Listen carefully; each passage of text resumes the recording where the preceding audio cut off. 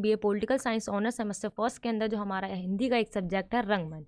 इस वीडियो के अंदर मैं आपको जितने भी इंपॉर्टेंट क्वेश्चंस बताऊंगी वो आपके एग्जाम के पर्पस से काफ़ी ज़्यादा इंपॉर्टेंट होने वाले हैं। इसके अंदर हम सबसे पहले देखेंगे आखिर हमारी कौन कौन सी यूनिट्स हैं जिसके अंदर से हमारे क्वेश्चंस को किस तरीके से पूछा जाएगा, मैं ये भी आपको आज की इस वीडियो में बताने वाली हूँ। तो सबसे पहले हम अपनी यूनिट फर्स्ट देखते हैं, यानी अपनी इकाई 1 को हम देखते हैं कि आखिर इसके अंदर हमारे कितने चैप्टर हैं। इसके अंदर हमारे 2 चैप्टर्स हैं। एक है हमारा भरत मुनि कृत नाट्य शास्त्र के बारे में हमें पूरा संक्षिप्त में बताना है, एंड सेकंड इसी का जो हमारा पार्ट है उसके अंदर हमें बताना है हिंदी का पारंपरिक रंगमंच। ये 2 चैप्टर हमारे यूनिट फर्स्ट यानी इकाई 1 के अंदर हैं। और इसी के नीचे एंड जो हमारी यूनिट सेकंड है उसका जो हमारा चैप्टर फर्स्ट है उसके अंदर क्या है, हमारा प्रस्तुति प्रक्रिया के बारे में बताना है हमें। और उसी का जो हमारा सेकंड चैप्टर उसके अंदर हमें प्रस्तुति प्रक्रिया के विभिन्न घटक को बताना है। इकाई 3 के अंदर हमें क्या बताना है, अभिनय की तैयारी, वाचिक, आंगिक, आहार्य, सात्विक, ये सारे इसके हम कह सकते हैं इसके प्रकार हैं अभिनय के। इकाई 4 के अंदर हमें क्या बताना है, इसके अंदर चैप्टर फर्स्ट है हमारा आशु अभिनय और थिएटर गेम का विस्तृत परिचय देना है हमें। और उसी का जो सेकंड चैप्टर उसके अंदर हमें बताना है संवाद वाचन, शारीरिक अभ्यास और सीन। उसी का जो हमारा सेकंड चैप्टर उसके अंदर हमें बताना है संवाद वाचन, शारीरिक अभ्यास, सीन वर्ग, विस्तार से हमें विस्तृत रूप से हमें उसका परिचय देना है। और जो हमारी लास्ट यूनिट है इकाई 5 के अंदर हमें बताना है मंच प्रबंधन, सेट, रंग, सामग्री, प्रचार ब्रोशर निर्माण, ये सारी चीजें हमें इस वाली यूनिट के अंदर बताने होंगे। तो चलिए देखते हैं अब हमारे किस तरीके से इन सारी यूनिट्स में से क्वेश्चंस को पूछा जाएगा एग्जाम के अंदर। ठीक है, सो हमारा जो फर्स्ट क्वेश्चन होने वाला है वो किस तरीके का होने वाला है, भारतीय नाट्य शास्त्र को पंचम वेद क्यों कहा जाता है तथा नाट्य शास्त्र के महत्व की विवेचना कीजिए। हमें सबसे पहले हमें इसके अंदर इंट्रो देना है कि आखिर जो हमारा नाट्य शास्त्र है उसको हम पंचम वेद आखिर क्यों कहते हैं, उसका क्या रीज़न है, सबसे पहले हमें ये बताना है। देन हमें इसी का जो सेकंड पार्ट में हमें ये बताना है कि जो हमारा नाट्य शास्त्र है उसका महत्व क्या रहा है। अब नाट्य शास्त्र से हम क्या समझते हैं, ये जो हमारा पूरा ये सब्जेक्ट है रंगमंच, पूरा आपका बहुत ज़्यादा ये इजी सब्जेक्ट है। इसके अंदर आप खुद बनाकर इजीली लिख सकते हो। ठीक है, और आप अगर इस नोट्स को परचेज करना चाहते हो तो इसका लिंक आपको वीडियो के डिस्क्रिप्शन बॉक्स में मिल जाएगा। ठीक, काफ़ी अच्छी तरीके से नोट्स को प्रिपेयर करा गया है, आपको फॉर्मेट मिल जाएगा अच्छी तरीके से, क्वेश्चंस मिल जाएंगे पूरे कि किस किस टाइप के आपके क्वेश्चंस एग्जाम में आने वाले हैं। ठीक है, ये आपकी बहुत ज़्यादा हेल्प करेंगे नोट्स, तो आप इसको परचेज कर सकते हैं। ठीक है, तो इसका आंसर देखते हैं हम आखिर कि क्या है हमारा नाट्य शास्त्र और उसका हमारा महत्व क्या है वो भी हम देखते हैं। ठीक है, भारतीय रंगमंच पर प्रकाश डालने वाला भरत मुनि कृत नाट्य शास्त्र प्रथम कृति है। जो हमारा भारतीय रंगमंच रहा है, रंगमंच आप नाट्य शास्त्र हम क्या समझते हैं, आप इसको अपनी लैंग्वेज में भी लिख सकते हो जो आपको पता है पहले से, आप वो भी बना कर लिख सकते हो उसके अंदर कि हम नाट्य शास्त्र क्या समझते हैं। जो जैसे कि आप काल्पनिक नाट्य शास्त्र भी हो सकता है, जो हम कोई कल्पना कर रहे हैं उसको हम क्या एक पात्रों के द्वारा लोगों के सामने उसको हम दर्शा सकते हैं, दिखा सकते हैं। जैसे अगर समाज के अंदर कोई भी कृतियाँ हैं, कोई भी बुराई चल रही है, चाहे आप सती प्रथा ले लो, पर्दा प्रथा ले लो, उसके ऊपर हम कोई नाटक लिख दें और वो नाटक हम लोगों को दिखाएं ताकि लोगों को इससे सीखने को मिले। ठीक है, इसी को हम क्या कहते हैं, नाटक कहते हैं। ठीक है, जैसे आप रियलिटी बेस पे अगर कोई नाटक दिखाना चाहते हो उस पर आप किस किस की कहानियाँ लिख सकते हो। कोई भी आपका एक्टर हो गया, उसकी जो भी स्ट्रगल रहा है, कल्पना चावला हो गई, उनका स्ट्रगल कैसे कैसे वो चांद पे गई, ये सारी चीज़ें आप नाटक के द्वारा लोगों के सामने दर्शा सकते हो। इसके ऊपर मूवी भी बन सकती है, नाटक भी बन सकता है। ठीक है, वही होता है हमारा नाटक। ठीक है, आखिर इसको पंचम वेद क्यों कहा जाता है, इसकी स्टार्टिंग कब से हुई है, आखिर सबसे पहले नाट्य शास्त्र लिखा किसने था, ये स्टार्टिंग कहाँ से हुई, ये सारी चीज़ आप पहले इसके अंदर इंट्रो दोगे। ठीक है, जो हमारे भरत मुनि रहे हैं इन्होंने सबसे पहले नाट्य शास्त्र को लिखा है। ठीक है, आज जितने भी नाटक बनते हैं उसका जो पूरा थीम रहता है वो यहीं से लिया जाता है। नाट्य शास्त्र एक आप कह सकते हो एक पुस्तक है हमारी जो भरत मुनि द्वारा लिखी गई है। कृति का मतलब क्या होता है, एक पुस्तक कह लो। ठीक है, वो है हमारी। ठीक है, आखिर इसको क्यों लिखा गया था वो मैं आपको अभी आगे बताऊंगी। रंगमंच अवधारणा की मूल में क्या है, धार्मिक भाव प्रेरक तत्व है। जो आप प्राचीन समय में अगर जाओगे भारत के अंदर इतिहास को अगर आप पढ़ोगे तो उसके अंदर क्या था, मूल तत्व जो था हमारा उस समय में वो धार्मिक प्रभाव था उस समय में काफ़ी ज़्यादा लोगों के ऊपर। इसलिए जो उस समय के नाटक वगैरह लिखे जाते थे वो सारे धर्म के आधार पर लिखे जाते थे। जैसे कि अगर आप देख लो राम को, लक्ष्मण को, सीता जी को, अगर उनको दर्शाना है, उनके चरित्र को बताना है कैसे थे वो, तो वो सब हम किसके द्वारा दर्शाते थे, नाटक के द्वारा। और अगर कोई बात लोगों को समझानी है वो भी नाटक के द्वारा लोगों को समझाई जाती थी। ठीक है, तो धार्मिक जो प्रभाव था वो काफ़ी ज़्यादा था उस समय, प्राचीन समयों में। तो हमारा नाट्य शास्त्र है उसके उद्भव में क्या रहा है, जो यज्ञ का प्रमुख योगदान रहा है। ठीक है, यज्ञ जैसे कि लोग प्राचीन समय में, एंशिएंट टाइम में क्या हुआ करता था, जो यज्ञ था हमारा वो बहुत ज़्यादा प्रचलन में था। ठीक है, हर घर में यज्ञ करवाए जाते थे। इसके द्वारा क्या हुआ, भारत का नाट्य शास्त्र इस प्रमाण की पुष्टि करता है कि उस समय में भी नाट्य शास्त्र हुआ करते थे, और उसी वजह से आज हमारे जो जितने भी हम नाटक देखते हैं वो सारे यहीं से निकले हैं हमारे। ठीक है, आखिर ये कैसे लिखा गया, जो इंद्र देवता थे उन्होंने जब असुरों को मार डाला था, जितने भी असुर वगैरह थे, जो बुरे लोग थे, उन लोगों को मार डाला। इस वजह से पूरे समाज के अंदर, सोसाइटी के अंदर पूरा आप कह सकते हो कि एक ऐसी स्थिति आ गई थी, जो लोग काफ़ी ज़्यादा परेशान थे, है ना, लोग खुश नहीं थे। इसीलिए सभी देवता जो थे ब्रह्मा के पास जाते हैं और उनसे ये बात करते हैं। तो ब्रह्मा क्या करते हैं, लोगों की खुशी के लिए, उनके मनोरंजन के लिए क्या करते हैं, नाट्य जो है, मतलब आप कह सकते हो नाट्य का रचने के लिए आदेश दे देते हैं कि अब एक नाट्य लिखा जाएगा जिससे लोगों के जीवन के अंदर खुशहाली आ सके। ठीक है, आप कह सकते हो, ये आप इंट्रो टाइप में इसको लिख सकते हो। तो हमारा भरत मुनि द्वारा जो नाट्य शास्त्र लिखा गया था वो 400 ईस्वी पूर्व का माना जाता है। मतलब इतना साल ये पुराना हमारा ही पूरा ये नाट्य शास्त्र है। उसके अंदर कितने अध्याय हैं, 36 इसके अंदर अध्याय कह सकते हो आप, 36 अध्यायों में उसको बांटा गया है। और ये जितने भी अध्याय हैं वो सारे हमारे नाट्य से संबंधित हैं, यानी नाटक से संबंधित हैं। और उसी के अनुसार आज जितने भी नाटक रचे जाते हैं वो सब के सब इसी के अनुसार लिखे जाते हैं। ठीक है, अब है हमारा भारतीय नाट्य शास्त्र को पंचम वेद क्यों कहा जाता है। अब यहाँ से आ जाता है हमारा क्वेश्चन। सबसे पहले आपको जो भी आपके एग्जाम में क्वेश्चंस पूछे जाएंगे, सबसे पहले आपको उसका परिचय देना है, देन आपको लिखना है जो आपके क्वेश्चन में मेन बात पूछी गई है। आप उसकी एक हेडिंग बना दोगे, भारतीय नाट्य शास्त्र को पंचम वेद क्यों कहा जाता है। सबसे पहले इसका रीजन बताओगे, देन अगर उसका महत्व पूछा है या कुछ भी बाद में पूछा है वो आप बताओगे। ठीक है, इसलिए कहा जाता है कि जो हमारा त्रेता युग था उस समय में, जैसे कि मैंने बताया आपको, उस समय जो लोगों की जो स्थिति थी वो बहुत ज़्यादा खराब हुआ करती थी। लोगों के मन में बहुत ज़्यादा दुख था, मोह था, और काफ़ी अलग अलग विकारों यानी अलग अलग परेशानियों से वो पीड़ित थे। इसलिए जब इंद्र देवता जो हैं ब्रह्मा से जो क्या करते हैं, प्रार्थना करते हैं और उनसे बोलते हैं कि लोगों के मनोरंजन के लिए कुछ किया जाए, तो क्या होता है, हमारा नाट्य वेद यानी नाटक को रचने के लिए एक आदेश दिया जाता है उसी समय में। हाँ, उसी को हम क्या कहते हैं, पंचम वेद कहते हैं। इसलिए जब इसको जो भी उस समय में जो भी नाट्य लिखे गए उसको हम पंचम वेद के नाम से जानते हैं। ठीक है, जो हमारे वेद रहे हैं, जो हिंदू धर्म के अंदर वेद, वो कितने वेद रहे हैं, हमारे 4 वेद रहे हैं, ऋग्वेद, यजुर्वेद, सामवेद और अथर्ववेद। ठीक है, इनके ये अलग अलग वेद रहे हैं हमारे उस समय के। जो ऋग्वेद के अंदर मेन जो कथानक होती है, हमारी कथा वस्तु जो होती है, पूरी जो स्टोरी है वो हमारे ऋग्वेद के अंदर है। सामवेद के अंदर हमारा गान यानी जो संगीत से जो संबंध रखता है वो हमारा सामवेद के अंदर है। जो हमारा यजुर्वेद है उसके अंदर अभिनय यानी किस तरीके से हम उसको पेश कर सकते हैं, अभिनय कर सकते हैं, वो चीज़ हमें बताई गई है यजुर्वेद के अंदर। अथर्ववेद के अंदर हमें बताया गया रस, किस तरीके से नाटक के अंदर हम रस भर सकते हैं, आनंद ला सकते हैं, वो हमें इन वेदों के अंदर बताया गया है। भरत मुनि को उसका प्रयोग करने का कार्य सौंपा गया। ब्रह्मा के द्वारा भरत मुनि को ये आदेश दिया गया कि ये सारा कार्य तुम्हारा है, अब तुम नाट्य शास्त्र को रचोगे, तुम यानी लिखोगे। ठीक है, इस तरीके से जो हमारा भारतीय नाट्य शास्त्र है उसके अंदर जो नृत्य की जो मुद्रा रही है पशु पक्षियों की, बहुत ज़्यादा आप देख सकते हो अलग अलग जगहों पर दर्शाया गया है। उसी तरीके से हमारे जो नाट्य शास्त्र है, भारतीय नाट्य शास्त्र, उसके अंदर जो मोर है हमारा, उसको अलग अलग जगह नृत्य की मुद्रा में दिखाया गया है, जो हमारे लिए काफ़ी अच्छा माना जाता है। लेकिन यूरोप के अंदर मोर को एक शैतानी ताकत के रूप में देखा जा सकता है। आगे हम ये भी कह सकते हैं कि जो भारत का जो नाट्य शास्त्र है, ये भारत का जो नाटक का पूरा ये जो सिलसिला रहा है, उसके अंदर जितना अच्छी तरीके से विवरण दिया गया है उतना अच्छा किसी और नाट्य शास्त्र के अंदर या किसी और नाट्य जो बुक रही है, हमारी कोई पुस्तक रही है, उसके अंदर उस तरीके से उसको प्रस्तुत नहीं किया गया है जितना हमारा जो भारतीय नाट्य शास्त्र है उसके अंदर लिखा गया है। बाकी के जितने भी उसके बाद के जितने भी नाट्य शास्त्र वगैरह लिखे गए उसके अंदर बहुत ज़्यादा आप देख सकते हो दुर्लभता पाई गई, यानी उसको उसके अंदर उतनी अच्छी तरीके से उसको एक्सप्लेन नहीं किया गया है, हम ये कह सकते हैं।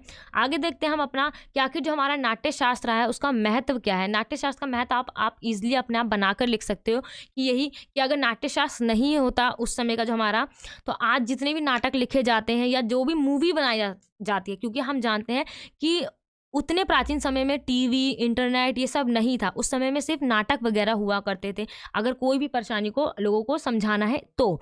ठीक है, तो उसी को आगे चल कर क्या हुआ, आज हम देखते हैं कि आज हमारी मूवीज बनती हैं, है ना, अलग अलग वेब सीरीज बनती हैं।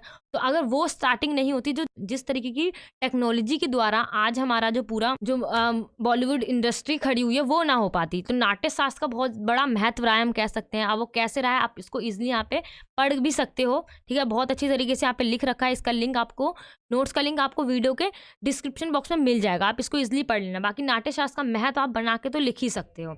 अब अपना हम नेक्स्ट क्वेश्चन देखते हैं, आखिर हमारा नेक्स्ट क्वेश्चन क्या है। नेक्स्ट क्वेश्चन है हमारा, भारतीय रंगमंच के उद्भव और विकास को समझाइए। हमें बताना है कि जो भारत का रंगमंच रहा है उसका किस तरीके से विकास हुआ है, और पारंपरिक रंगमंच की जो प्रवृत्तियां रही हैं उसका हमें विश्लेषण करना है। सबसे पहले हमें इस क्वेश्चन का परिचय देना होगा कि जो हमारा भारतीय रंगमंच रहा है उसका उद्भव किस तरीके का हुआ है। तो उसमें से आप थोड़ा सा आप उसके अंदर इंट्रो डाल दोगे, देन आप एक अपनी हेडिंग बनाओगे, भारतीय रंगमंच का उद्भव और विकास, ठीक है।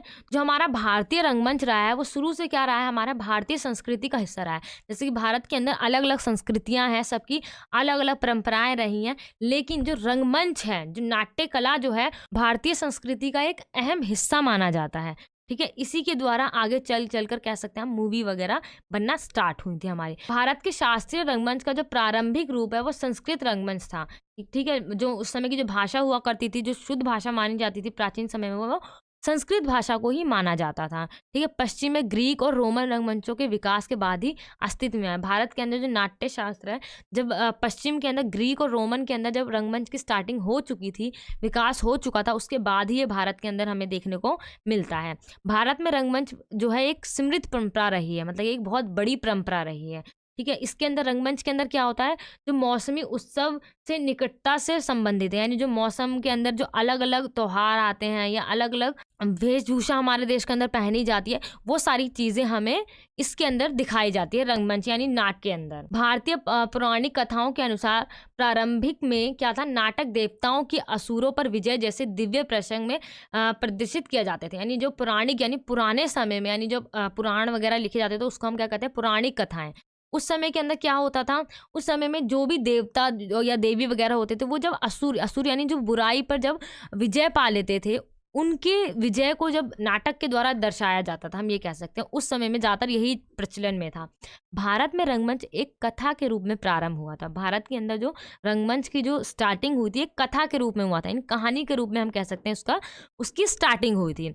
अब ये हमारा हो गया इंट्रो, देन हम अब बताएंगे भारतीय रंगमंच का उद्भव और विकास, ठीक है।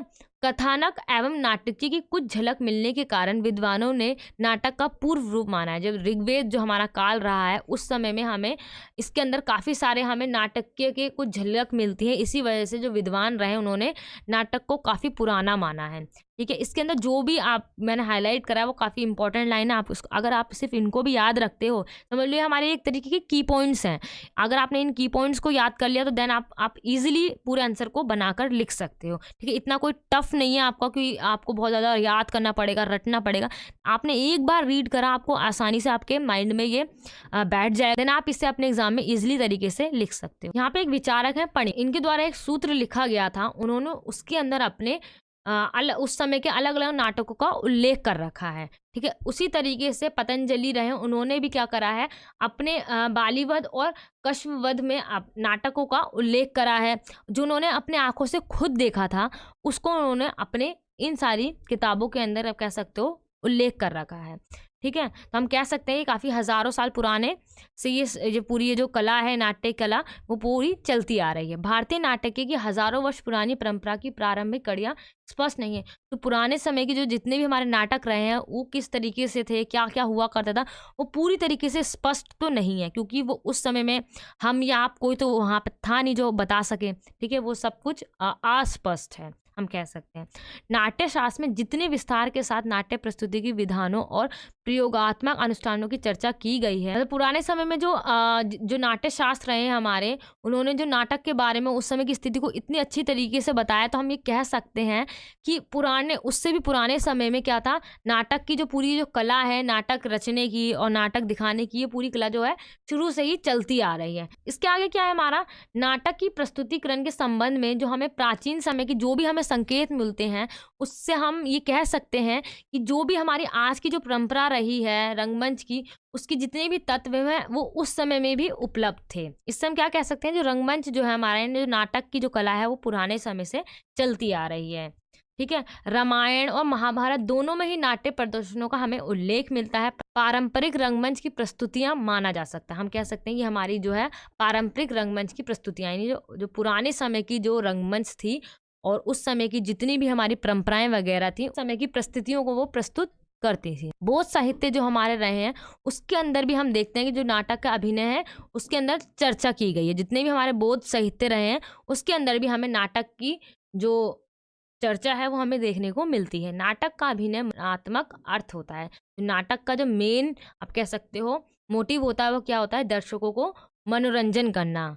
ठीक है। पहले चरण क्या हो गया हमारा, जो काफी पुराना रहा है। उसके बाद जो हमारा आता है, जो हमारा लौकिक धर्म को दर्शाता है रंगमंच के द्वारा, वो आ जाता है हमारा दूसरा चरण, जिसके अंदर मौखिक परंपराओं पर आधारित होता है। ये हमारा जो मौखिक यानी जो मुंह से बोली गई जितनी भी परंपराएं हैं उस पर आधारित जो नाट्य शास्त्र थे वो होता है हमारा मौखिक परंपरा, जिसको हमने दो भागों में विभाजित करा है। पहला जो है हमारा धार्मिक, दूसरा जो है हमारा लौकिक। पहला पार्ट रहा है इसके अंदर नाट्य शास्त्र का, उसके अंदर हमने देखा कि जो सिर्फ और सिर्फ धार्मिक चीजों को ही दर्शाया जा रहा था नाटक के अंदर। दूसरे के अंदर क्या है हमारा, दूसरे चरण के अंदर उसके अंदर लौकिक यानी जो हमारे मरने के बाद यानी काल्पनिक रूप से जो भी दर्शाया जाता है वो हमारा कहलाता है लौकिक रंगमंच। आगे आता है हमारा पारंपरिक रंगमंच। क्या है जो हमारा पारंपरिक रंगमंच में यह आएगा हमारा कि उस समय की तत्कालीन समय की जो भी परिस्थितियां रही हैं उसको क्या करना, प्रस्तुत करना लोगों के सामने, यानी उसको अभिव्यक्त करना, वो क्या कहलाता है, पारंपरिक रंगमंच कहलाता है। जो मध्यकाल जो रहा था भारत का, उस समय से बहुत ज़्यादा हम कह सकते हैं परिपक्व हो गया था, यानी मजबूत हो गया था। लोगों ने इसको और पसंद करना स्टार्ट कर दिया था, देखना स्टार्ट कर दिया था। हम कह सकते हैं मध्यकाल के युग में और ज़्यादा ये क्या हो गया, परिपक्व हो गया था। एंड आगे हमारा क्या है, पारंपरिक भारतीय रंगमंच के रूप। इसके अंदर हम देखेंगे जो हमारा जो भी पारंपरिक रंगमंच रहा है उसका क्या क्या रूप रहे हैं हमारे। जो पारंपरिक रंगमंच के अंदर पहले रंगमंच का केवल महत्व को दर्शाया जाता था, लेकिन आगे चलकर क्या हुआ, जो अभिनय है, जो उसकी कथा रही है रंगमंच के अंदर, जो वर्णनात्मक कौशल रहा है, वो सारी चीज़ें भी इसके अंदर अब निहित हो गई थी, यानी वो सारी चीज़ें भी अब उसके अंदर शामिल हो गई थी, यानी अब ये इसके रूप का हिस्सा बन चुकी थी। नृत्य रंगमंच के रूप की नींव है। जो नृत्य रहा है, जो डांस हम कहते हैं, जो नृत्य है वो रंगमंच का आप कह सकते हो एक नींव है। इसके बिना रंगमंच नहीं चल सकता है, जिसे गुजरात के भवाई के पारंपरिक रंगमंच के देखा जा सकता है। यहाँ पे आपको एग्जांपल दिया, गुजरात का एक पारंपरिक रंगमंच का नाम बताया है, उसके अंदर जो नृत्य है वो बहुत सुंदर तरीके से दर्शाया गया है। पारंपरिक भारतीय रंगमंच में जितने भी उस समय के पुराने रीति रिवाज वगैरह हुआ करते थे, उस समय की जो भी व्यवस्था हुआ करती थी, उन सबको दिखाया जाता था किसके द्वारा, नाटक के द्वारा। पारंपरिक थिएटर रूपों में अभिनेताओं के प्रवेश या निकास के लिए कोई औपचारिक सेटअप नहीं है। यानी जिस तरीके से आज हम देखते हैं कि अगर कोई भी नाटक हो या कोई भी शो हो या कोई मूवी आप एग्जांपल ले लो, अगर उसके अंदर हीरो या हीरोइन की एंट्री जब होती है, यानी उनका जब प्रवेश दिखाया जाता है, तो काफ़ी अलग तरीके से उनको दिखाया जाता है ना। उसका सेटअप अलग तरीके से बनाया जाता है, काफ़ी धांसू सी एंट्री करी जाती है। लेकिन उस समय के अंदर ऐसा कुछ नहीं था। जो मेन अभिनेत्री वगैरह होते हैं, मेन आप कह सकते हो जो पात्र हुआ करते थे, वो उनके लिए कोई भी औपचारिक सेटअप नहीं हुआ करता था। जैसे नॉर्मल सबके लिए है उसी तरीके से नॉर्मल उनके लिए भी हुआ करता था। ठीक है, यहाँ पे आपको निष्कर्ष दे रखा है, यानी आप देख सकते हो कि जो क्वेश्चन को काफ़ी अच्छी तरीके से फॉर्मेट वाइज आपको समझाया गया है, काफ़ी ईजी लैंग्वेज दी गई है। परिचय, देन आपको जो भी क्वेश्चन पूछा है, निष्कर्ष, इस तरीके से पूरा फॉर्मेट वाइज आपको नोट्स में समझा रखा है। आप इस नोट्स को ज़रूर परचेज कर लेना, इसका लिंक आपको वीडियो के डिस्क्रिप्शन बॉक्स में मिल जाएगा। नेक्स्ट क्वेश्चन है हमारा, नाटक की प्रस्तुति प्रक्रिया एवं उसके विभिन्न चरणों का उल्लेख करना है हमें।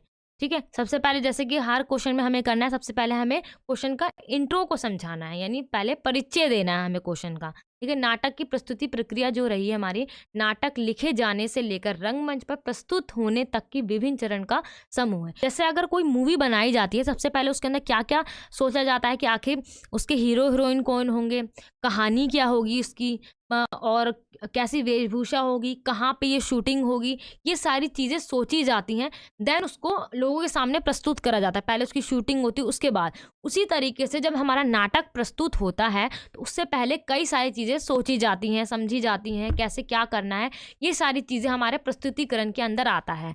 यहाँ पे जैसे आपको बताया गया है, नाटक लिखे जाने से लेकर, यानी उसकी कहानी क्या होगी, वहाँ से लेकर जब तक उसे रंगमंच पे, यानी जब तक उसे लोगों के सामने पेश नहीं कर देते हैं, उसके अंदर काफ़ी सारे आप कह सकते हो चरण आते हैं। क्या क्या चरण आएंगे वो भी हम देखेंगे। जैसे मैंने बताया आपको, मूवी का एग्जांपल लेके सबसे पहले नाटक का चुनाव किया जाता है।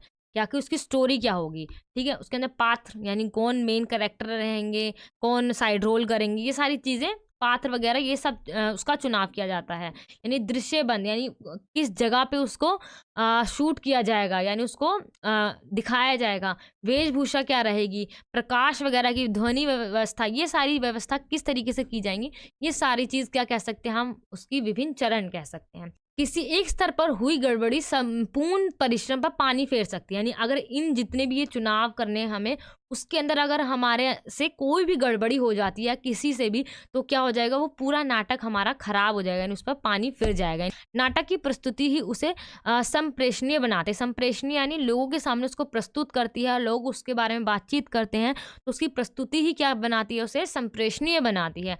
अब इसके विभिन्न क्या रहे हैं, उसके प्रक्रिया रही है, वो सबसे पहले देखते हैं। हमारा यहाँ पे पॉइंट है निर्देशक। आखिर जैसे कि अगर किसी मूवी का एक डायरेक्टर होता है, उसको डायरेक्ट करने वाला मूवी को, इसी तरीके से नाटक में उसको हम हिंदी में कहते हैं निर्देशक। तो निर्देशक क्या करता है, सबसे पहले वो निर्देश देता है कि क्या चीज़ कब कैसे कहाँ होनी है, कौन पात्र होंगे, ये सारी चीज़ों का जो भी चुनाव करना है, वो उसके अंदर सबसे बड़ा योगदान किसका होता है, निर्देशक का होता है। निर्देशक प्रत्येक रूप से मंच पर उपस्थित भले ना हो, मतलब कि वो लोगों के सामने भले ना आता हो, लेकिन उसका नाटक के अंदर सबसे बड़ा योगदान होता है, क्योंकि उसी के निर्देश अनुसार वो पूरा नाटक जो है वो रचा जाता है। पात्रों का चयन भी हमारा निर्देशक ही करता है।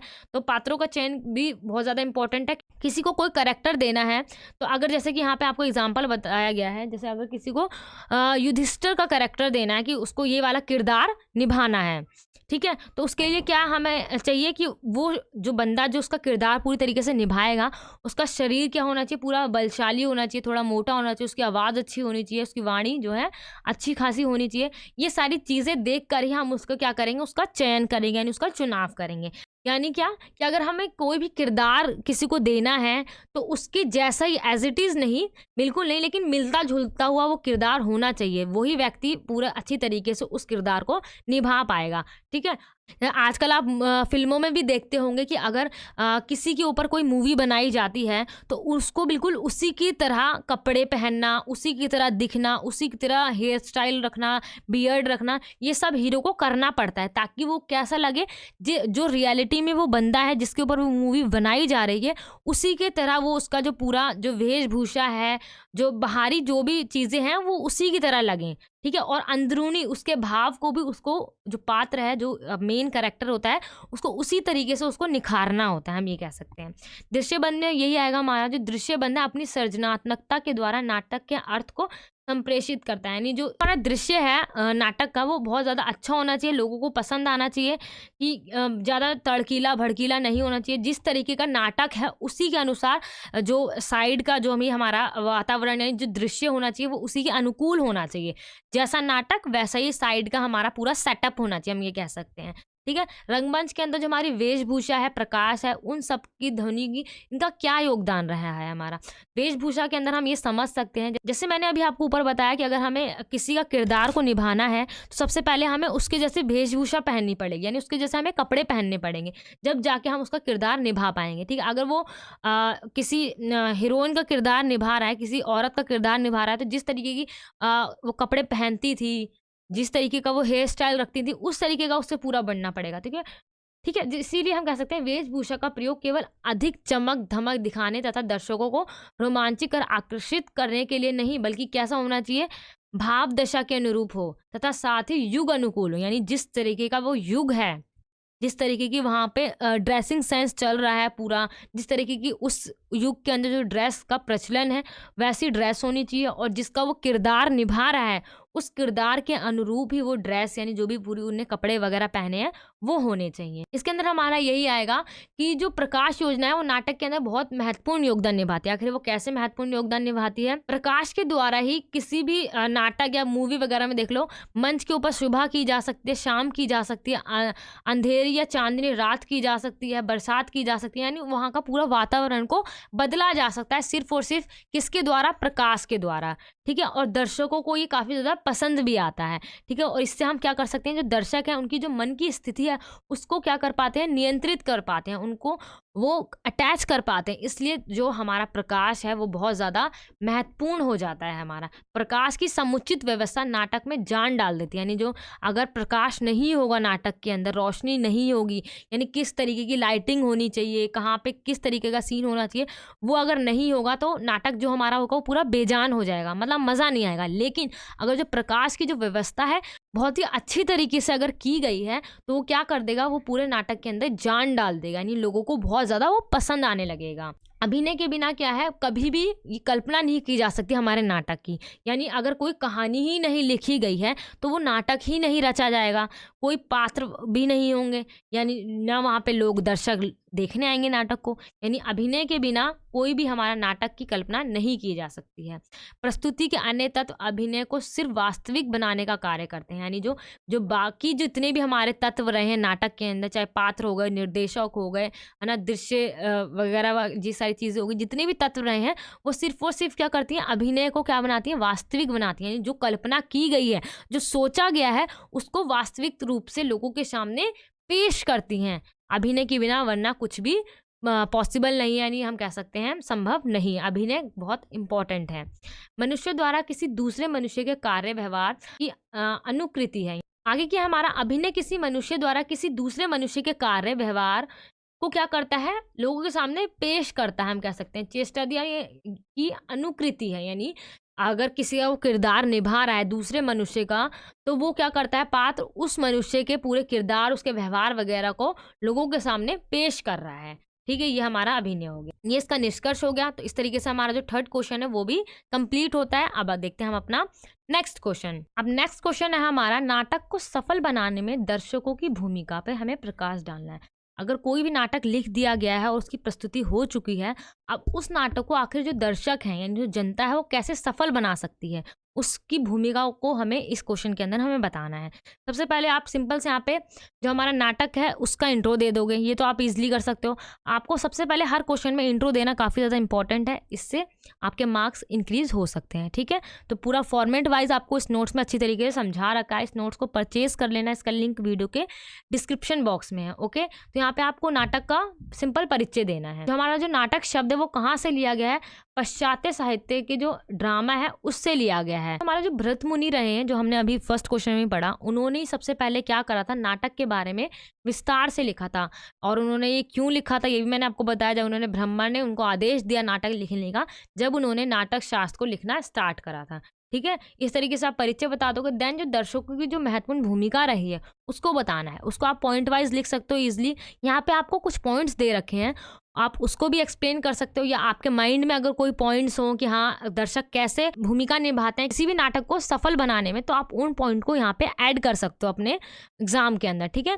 जैसे तो इसी का जो हमारा सबसे पहला जो पॉइंट है उसके अंदर क्या है, हमारा प्रोत्साहन राशि। प्रोत्साहन राशि के अंदर हमारा ये है कि जो दर्शक हैं वो जो अभिनय करने वाले अभिनेता या अभिनेत्री हैं, उनको अगर वो क्या करेंगे, प्रोत्साहन राशि देंगे, तो इससे क्या होगा कि उनका जो आत्मविश्वास है वो भी बढ़ेगा और वो अच्छी तरीके से और भी आगे के नाटकों में अपना किरदार को निभा पाएंगे। तो ये इनका एक रोल हो गया। शांति का योगदान, यानी जो शांतिपूर्ण तरीके से हॉल के अंदर बैठकर वो नाटक को पूरे अच्छी तरीके से देखें, कोई भी भागदौड़ ना मचाएं, है ना, और अलग अलग तरीके का कोई भी आवाज़ ना निकालें, शांति से नाटक को समझें और उसको लोगों के समझने के बाद उसकी जो भी अच्छाइयाँ रही हैं नाटक की वो लोगों को जाकर बताएं, ताकि और भी लोग उस नाटक को आके देखें, ठीक है। जब खुद ही हम उसको अच्छी तरीके से नहीं समझेंगे उस नाटक को, तो हम दूसरे को जाकर क्या बताएंगे कि वो नाटक कैसा था, या कोई भी मूवी भी कह सकते हो आप, वो मूवी कैसी थी। जब हम खुद अच्छी तरीके से समझेंगे देन हम किसी और को अच्छी तरीके से समझा पाएंगे, है ना। तो फिर उसको बताएंगे, वो देखने जाएगा, फिर वो आगे किसी को बताएगा। तो इस तरीके से जो हमारा नाटक जो है पूरी तरीके से सफल हो जाएगा। थर्ड पॉइंट हमारा क्या है, प्रमाण पत्र। प्रमाण पत्र देना चाहिए, जो भी हमारे उसके अंदर जो पात्र वगैरह हैं उसको अगर हम पात्रों को अगर हम प्रमाण पत्र वगैरह देते हैं तो उससे क्या होगा, उनको एक तो आत्मविश्वास बढ़ेगा ही बढ़ेगा, और आगे जो भी उनके भविष्य में जो भी उसी लाइन में अगर उनको काम करना है तो प्रमाण पत्र उनके लिए काफ़ी ज़्यादा इंपॉर्टेंट हो जाएगा। एंड हमारा जो फोर्थ पॉइंट है उसके अंदर हमारा है समय पे आना। जो नाटक है जब वो स्टार्ट होने वाला है उसी समय जो दर्शक अगर उसी समय आएंगे तो क्या होगा, भगदौड़ मच जाएगी, लोगों में लड़ाई झगड़े होने लगेंगे। इसलिए क्या है, दर्शकों को समय पे आना चाहिए और उसके अंदर प्रवेश करना चाहिए हॉल के अंदर, और अशांतिपूर्ण तरीके से उसको नाटक को देखना चाहिए। ठीक है, और भी इसी तरीके से यहाँ पे आपको पॉइंट बता रखे हैं, जैसे विज्ञापन, कलाकारों का सम्मान करना चाहिए, दर्शकों की अनिवार्यता ज़रूरी है, दर्शकों की अधिक संख्या होनी चाहिए, जितने ज़्यादा दर्शक होंगे उतना ही वो जो नाटक है वो सफल बन पाएगा। टिप्पणी करना, जो नाटक हमने देखा है उसकी क्या अच्छाइयाँ रहीं, क्या बुराइयाँ रहीं, अलग अलग जगह हम लोगों को बता सकते हैं। ठीक है, अपनी अपनी जो भी हमने उस नाटक को देखने के बाद जो समझा उसके ऊपर हम टिप्पणी करें। तो ये इस तरीके से काफ़ी ज़्यादा ईजी पॉइंट्स आपको यहाँ पे दिए गए हैं, जो आप ईजी तरीके से याद कर सकते हो, ईजिली तरीके से। ठीक है, आगे देखते हैं हम अपना नेक्स्ट क्वेश्चन। अभिनय का स्वरूप बताते हुए उसके प्रकारों की विवेचना कीजिए, नाटक के अभिनय के महत्व पर प्रकाश डालिए। यानी इसके अंदर हमें सबसे पहले बताना है अभिनय का स्वरूप, देन उसके प्रकार, एंड में बताना है हमें उसका महत्व को बताना है। इसमें आपको परिचय में यही बताया गया है सिंपल सा कि आखिर अभिनय होता क्या है। अभिनय किसी अभिनेता या अभिनेत्री के द्वारा किए जाने वाला वह कार्य है जिसके द्वारा वह किसी कथा को दर्शाते हैं। यानी सिंपल हम समझ सकते हैं कि जो भी अभिनेता और जो अभिनेत्री हैं, जब किसी भी कहानी को वो दर्शा रहे हैं, वही हमारा क्या है, अभिनय है। ठीक है, यानी वो जो नाटक कर रहे हैं वही क्या है, हमारा अभिनय है। अभिनय का स्वरूप क्या है हमारा, यहाँ पे सीधा बताया गया है, अभिनय के माध्यम से ही नाट्य रचना रंगमंच पर अवतरित होती है। यानी अवतरित यानी उसको दर्शाया जाता है, यानी उसको अभिव्यक्त किया जाता है। जब लेखक के द्वारा जब कोई कहानी लिख दी जाती है, उसके बाद जो भी अभिनेता या अभिनेत्री जो होते हैं, उस पूरे कहानी को जब सजीव रूप देते हैं, उसका पूरा नाट्य करते हैं, नाटक करते हैं, उसी को अभिनय कहा जाता है। और फिर उसको लोगों के सामने पेश करते हैं रंगमंच के ऊपर। बहुत ज़्यादा महत्वपूर्ण अंग है हमारा नाट्य शास्त्र का। ठीक है, अभिनय की यहाँ पे परिभाषा क्या दी गई है, नाट्य के मुख्य अर्थ को समाजिकों तक ले जाने वाली कला अभिनय है। जो नाटक का जो मुख्य अर्थ है, जो उसका जो भी कोई कहानी लिखी गई है, कोई कथा लिखी गई है, उसका जो मेन अर्थ क्या है वो कौन बताएगा, अभिनय बताएगा। शारीरिक, मानसिक एवं वाचिक नाट्य प्रस्तुति के लिए वेश एवं मुख सज्जा भी अनिवार्य है। यानी अगर कोई भी नाट्य प्रस्तुति हो रही है उसके लिए अपने आप मतलब कि मुख्य सज्जा यानी मुंह को सजाना और वेशभूषा पहनना, ये सारी चीजें बहुत ज्यादा जरूरी हो जाती हैं। इसी से अभिनय के 4 प्रकार हमारे सामने आते हैं। वो कौन सा, हमारा आंगिक, वाचिक एवं सात्विक एवं आहार्य। ये 4 प्रकार है हमारे किसके, अभिनय के। इन चारों प्रकार को हम समझते हैं। सबसे पहला हमारा पॉइंट क्या है, आंगिक अभिनय। आंगिक अभिनय के अंदर वो आता है जब शरीर के अंग को मुद्रा के रूप में लोगों के सामने पेश किया जाए। जैसे कि अगर कोई नाटक है, उसके अंदर अगर किसी को क्रोध आ रहा है तो वो किस तरीके से उसको उस एक्सप्रेशन को लोगों को समझाएगा कि हाँ मुझे क्रोध आ रहा है। क्योंकि जो दर्शक देख रहे हैं वो उनको क्या लगना चाहिए, हाँ कि उस बंदे को रियलिटी में वो गुस्सा आ रहा है या क्रोध आ रहा है। जैसे अगर हम कोई मूवी देखते हैं तो उस मूवी के अंदर अगर कोई बंदा रो रहा है तो लगता है हाँ वो रियलिटी में रो रहा है, और हमें भी रोना आ जाता है साथ साथ में, है ना। अगर कोई क्रोध कर रहा है तो लगता है कि हाँ इसको सच्ची में गुस्सा आ रहा है। वो कैसे होगा, उसके लिए उसको कोई एक मुद्रा बनानी पड़ेगी, यानी एक शारीरिक मुद्रा होनी चाहिए उसके लिए, ताकि लोगों को समझ में आ सके। जैसे यहाँ पे एग्जांपल दे रखा है, क्रोध के अवसर पे क्या कर सकता है, वो पैर पटक सकता है एंड अपना मुक्का तान सकता है, यानी मुक्के को बांध सकता है। अगर वो हाथ जोड़ेगा लोगों के सामने तो ऐसा लगेगा कि हाँ वो लोगों को सम्मान दे रहा है। और प्रेम प्रेमिका अगर अपना प्रेम दिखा रहे हैं तो उनको थोड़ा रोमांस करना पड़ेगा, उसके ऊपर मतलब अलग अलग तरीके की कह सकते हैं हम शारीरिक मुद्रा बनानी पड़ेगी, तभी क्या होगा, हमारा आंगिक अभिनय कहलाएगा। यानी अंग के द्वारा जो मुद्रा बनाई जाती है और उसके द्वारा उस भाव को लोगों तक पहुंचाना, वो कहलाता है हमारा आंगिक मुद्रा। भावों के संप्रेषण में ये अधिक सहायक होता है। यानी जब तक हम कोई मुद्रा नहीं बनाएंगे, आंगिक अभिनय नहीं करेंगे, जब तक हमारा कोई भी भाव लोगों तक नहीं पहुंच पाएगा, इसलिए काफी ज्यादा सहायक है। भावों को दर्शकों तक प्रेषित करने के लिए ये अवश्य है कि वह शारीरिक धरातल पर ही प्रयास करें, यानी अपने शारीरिक रूप से इस तरीके से दिखाएं कि हाँ उन्हें क्रोध आ रहा है, हाँ उन्हें प्रेम आ रहा है, हाँ उन्हें रोना आ रहा है। इस तरीके की मुद्राओं को वो बना सकते हैं। आंगिक अभिनय पात्रों, घटनाओं, विचारों और भावों के अनुरूप होना चाहिए। यानी जो भी वो अगर आंगिक अभिनय कर रहे हैं, जो भी शारीरिक रूप से जो भी मुद्रा बना रहे हैं, वो पात्र के अनुकूल होना चाहिए। ठीक है, घटना यानी जो भी उस समय की घटना घट रही है, यानी अगर कोई हंसी की बात चल रही है और उस समय में अगर उस पात्र ने गुस्सा कर दिया तो वो गलत हो जाएगा। उस समय के जिस तरीके के विचार रहे हैं, भाव रहे हैं, उसके अनुरूप वो पूरा जो शारीरिक मुद्रा है वो उस तरीके की उसके अनुरूप ही बननी चाहिए।